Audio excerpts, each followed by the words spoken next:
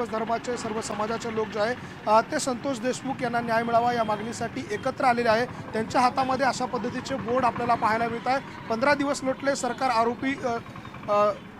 आरोपी कुठे आहे अशा प्रकारचा सवाल उपस्थित करणारे हे फलक आहे। लहान लहान मुलं आपल्याला दृश्यांमध्ये दिसत आहे, त्यांच्या हातामध्ये हे फलक जे आहे न्याय मागण्याचे ते आपल्याला पाहायला मिळत आहे। तर दुसरीकडे सगळेच कार्यकर्ते स्थानिक नागरिक जे आहेत ते देखील या मोर्चामध्ये मोठ्या संख्येने सहभागी झालेले आहे। आपल्यासोबत हा एक तरुण आहे, त्यांनी अशा पद्धतीचं एक स्टिकर जे आहे ते त्याच्या शर्टवर लावलेलं आहे आणि तो देखील या मोर्चात सहभागी होतोय। काय मागणी घेऊन तू या मोर्चात सहभागी झालाय? काय नाही, आम्हाला न्याय मिळालाच पाहिजे। अण्णाबद्दल एवढे हे आहेत आमच्या मनात की तो माणूस सरपंच असा आमच्यासाठी नव्हता, की आमच्यासारख्या तरुणाचा जरी आम्ही कुणाचा वशिला नाही, अण्णाला डायरेक्ट फोन केला, अण्णा अशी अशी अडचण आहे, अण्णा दुसऱ्या मिनिटाला आम्हाला ते सगळं सहकार्य करायचे।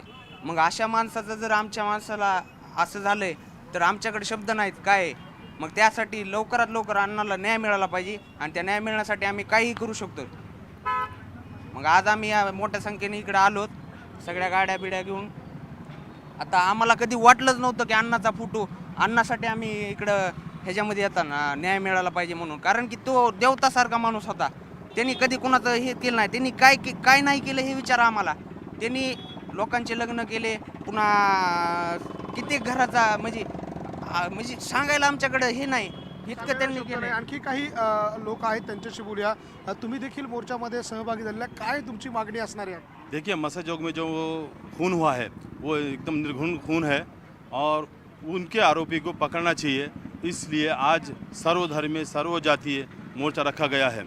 यहाँ पर हम लोग आए हैं। हमारी मांग ये है कि जो लोगों ने खून किया है, मर्डर किया है, उन लोगों को जल्द से जल्द अरेस्ट किया जाए और जो अरेस्ट किए गए हैं उनका नार्को टेस्ट होना चाहिए। उनका अगर नार्को टेस्ट हुआ तो कराड़ का नाम आएगा और कराड़ का भी नार्को टेस्ट होना चाहिए, उसमें धनंजय मुंडे का नाम सामने आएगा। तो हम ये चाहते हैं कि महाराष्ट्र पुलिस और महाराष्ट्र सरकार जल्द से जल्द जो है आरोपी मस्जिदों के आरोपी को अरेस्ट करे, क्योंकि महाराष्ट्र की पुलिस पर हमको पूरा भरोसा है कि महाराष्ट्र पुलिस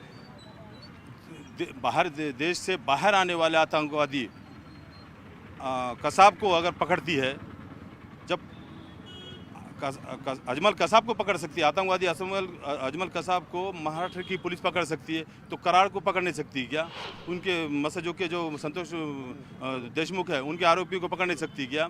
अगर इनको नहीं पकड़ सकती तो एक तो ऐसा सिद्ध होता है कि अजमल कसाब से बड़ा आतंकवादी कराड़ है, क्योंकि आतंकवादी अजमल कसाब को पकड़ा जा सकता है, हमारे महाराष्ट्र की पुलिस पकड़ सकती है, तो कराड़ को या उसके मस्जिदों के जो आरोपी हैं उनको क्यों नहीं पकड़ सकती? आपण बघतोय श्वेता, अशा पद्धतीनं हे आंदोलनकर्ते जे आहे ते एकत्र आलेले आहे। अशा पद्धतीनं काही आंदोलनकर्ते जे आपल्याला दृश्यांमध्ये बघतात ते स्ट्रेचर घेऊन या ठिकाणी दाखल झालेले आहे। तर हळूहळू हे लोक जे आहे ते जमायला आपल्याला सुरुवात होताना पाहायला मिळतं। माझ्या मागच्या बाजूला श्वेता आपण बघू शकतो की हे लोक जे आहे ते अशा पद्धतीचं बोर्ड घेऊन आता मोर्चामध्ये येत आहे, मोर्चामध्ये सहभागी होत आहे, ज्यामध्ये महिला असतील, तरुण असतील यांचा देखील सहभाग जो आहे तो आपल्याला पाहायला मिळतोय। तर दुसरीकडे पोलिसांचा असा मोठा बंदोबस्त या सगळ्या चौकामध्ये तैनात करण्यात आलेला आहे।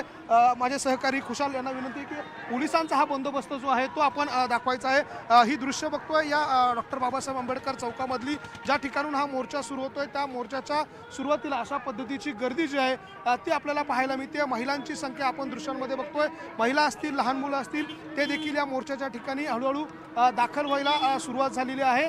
आणि एकूणच जर आपण बघितलं तर बीड शहराच्या मुख्य चौकामधून या मोर्चाला पुढच्या काही वेळामध्ये सुरुवात होईल। मात्र तत्पूर्वी आता पोलीस असतील किंवा या ठिकाणी मोर्चेकरी असतील ते जमायला मोठ्या प्रमाणामध्ये सुरुवात झालेली आहे। बीड शहरातला हा मुख्य चौक आहे आणि त्या ठिकाणी पोलिसांचा असा बंदोबस्त आपल्याला पाहायला मिळतोय। काही महिला या ठिकाणी आहेत, आपण त्यांच्याशी बोलण्याचा प्रयत्न करूया। ताई, तुम्ही मोर्चात सहभागी आता काय मागणी आहे तुमची? आम्हाला मारेकऱ्यांना मारण्याची हे पाहिजे, आपण बघतोय त्यांच्या डोळ्यात अश्रू आहे, त्यांना बोलता येत नाहीये. लहान लहान मुली ज्या आहेत त्या देखील अशा पद्धतीनं जे फलक आहेत ते हातामध्ये घेऊन या मोर्चामध्ये सहभागी झालेले आहे. आरोपींना अटक करा नाहीतर आंदोलन सहन करा अशा आशयाचे हे फलक आहे.